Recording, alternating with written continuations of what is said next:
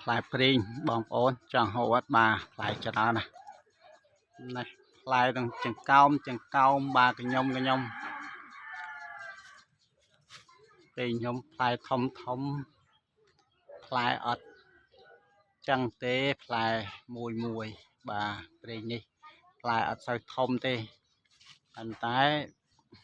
ទាំងចង្កោមនោះផ្លែដល់លើ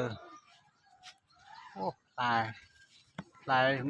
យកងាប់យករស់ផ្លែច្រើនណាស់ផ្លែច្រើនណាស់បងប្អូនផ្លែព្រីងបាទនេះ